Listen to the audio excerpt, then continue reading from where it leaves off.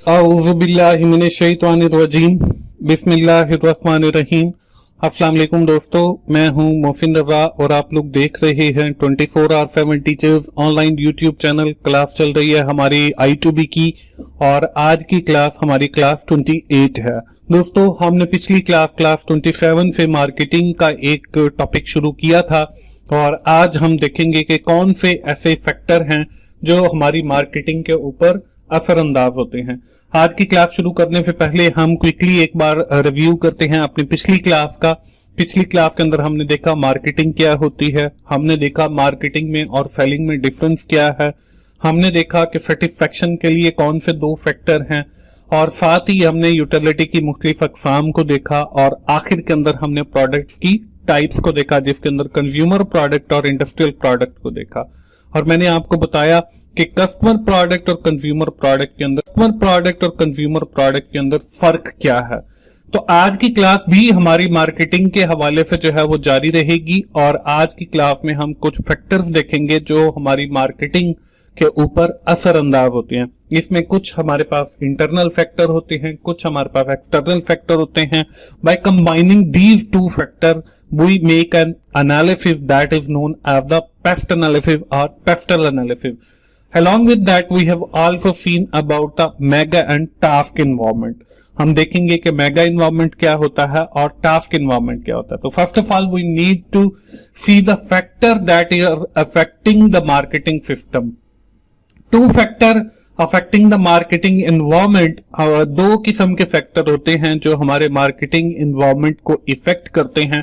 अब इसमें पहला जो फैक्टर है वो है इंटरनल फैक्टर या इंटरनल एनवायरनमेंट। हमारे पास जो दूसरा फैक्टर है वो हमारे पास एक्सटर्नल। अब हम सबसे पहले देखेंगे कि इंटरनल एनवायरनमेंट क्या है। इसको टास्क एनवायरनमेंट भी कहते हैं, एक्सटर्नल एनवायरनमेंट को हम मेगा एनवायरनमेंट भी कहते हैं। Internal environment refers to all inlying forces and condition present within the company। के कंपनी के अंदर जो भी चीजें हैं जो आपकी मार्केटिंग को अफेक्ट करती हैं, ये आपकी इंटरनल एनवायरनमेंट फैक्टर हैं, which can be affected the company working. These factor are controllable and normally these are main strength and weakness of the company. ये ऐसे फैक्टर होते हैं जो कंपनी के जिनको कंट्रोल कर सकती है। ये नॉर्मली हमारी कंपनी की स्ट्रेंथ या वीकनेसेस होती हैं। आप देखें कंपनी का जो ऑर्गेनाइजेशनल स्ट्रक्चर है या जो हायरार्की है, अगर ये इफेक्ट कर रहा है तो इसको हम कंट्रोल कर सकते हैं। कंपनी का प्रॉफिट है, कंपनी की मैनेजमेंट है, कंपनी की HR है, कंपनी का कल्चर है, ये जितनी भी चीजें हैं ये सारी with in the company exist करती हैं और ये हमारे मार्केटिंग का जो डिसीजन होता है उसको अफेक्ट करती हैं। इसलिए इनको इंटरनल एनवायरनमेंट फैक्टर कहा जाता है। इसके बाद एक्सटर्नल एनवायरमेंटल फैक्टर हैं जिनको हम मेगा एनवायरमेंटल फैक्टर भी कहते हैं। Is a set of all factor forces that have the potential to affect the organisation performance, profitability and functionality from the outside of the organisation. कि पहले हमने देखा कि कंपनी के अंदर से कुछ फैक्टर हैं जो असरअंदाज कर रहे हैं, जैसे मैनेजमेंट है, कंपनी के एम्प्लॉइज हैं, कंपनी का स्ट्रक्चर है, कंपनी का कल्चर है, कंपनी का वर्किंग एनवायरनमेंट है। इसी तरह जो एक्सटर्नल है वो कंपनी के बाहर से, जैसे कंपनी का क्लाइमेट चेंज आ गया जी, ज़लज़ला आ गया, ये कंपनी को बाहर से इफेक्ट करता है। टेक्नोलॉजिकल चेंज आ गया, पॉलिटिकल चेंज आ गया, कोई लॉज नए बन गए, कोई मीडिया ने इफेक्ट कर दिया, कुछ हमारे कंपेटिटर ने जो है वो उस कंपनी को अफेक्ट कर ये हमारे जो फैक्टर होंगे इनको हम एक्सटर्नल एनवायरनमेंट फैक्टर कहते हैं। इसके बाद दोस्तों हमारे पास एक है मेगा एनवायरनमेंट है, दूसरा है टास्क एनवायरनमेंट। मेगा एनवायरनमेंट को साथ हम पेस्टल एनालिसिस को भी देखते हैं। Pastel represent, P represent the political, E represent the environmental, F represent the social, T represent the technological. First of all, we need to understand what is meant by the political factor. Political factor is one of the external environmental factor which affect the business both positively and negatively. Before entering into the new business, the company must know each and everything about the legal and political environment of the country. The government will make policies, protect companies and the protect customer as well as the protect the company. इसके बाद जो अगले factor आते हैं वो economical factor. Economical factor is also affect the business. It includes the price changes, oil price changes, globalization and labor cost. As the cost of the Fed change, then it will affect the business as well and the marketing strategy, whether where the labor low, the price of the product is low, where the business pay high labor cost, it will increase. कि economical factor के अंदर आपकी labour की cost भी शामिल है, जहां पे हमारी लेबर चीप होगी, आपको पता है कि उसकी जो प्रोडक्ट होगी वो भी चीपर होगी। अगर लेबर की कॉस्ट ज्यादा होगी तो हमारी जो प्रोडक्ट की जो कॉस्ट प्राइस है वो भी ज्यादा होगी। अगर हम इसी चीज को देखें तो चाइना के अंदर जो है वो हमारी जो प्रोडक्ट जितनी भी बनाई जाती है वहां पे लेबर चीप है, तो वहां की जो प्रोडक्ट है वो भी चीपर रेट के ऊपर मिल जाती हैं।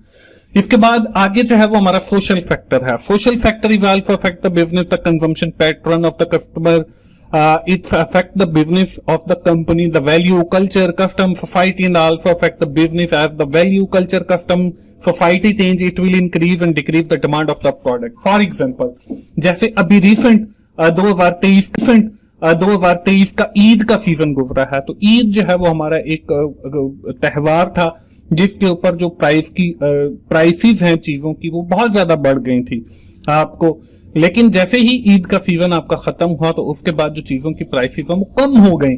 तो ये हमारा एक सोशल फैक्टर है कि हमारे कल्चर के अंदर ये त्योहार था, हमारी वैल्यूज के अंदर ये त्योहार था, तो उसकी वजह से जो चीजों की कीमतें हैं वो, बल्कि चीजों की डिमांड जो है वो बढ़ गई और उससे उनकी कीमतें भी बढ़ गई।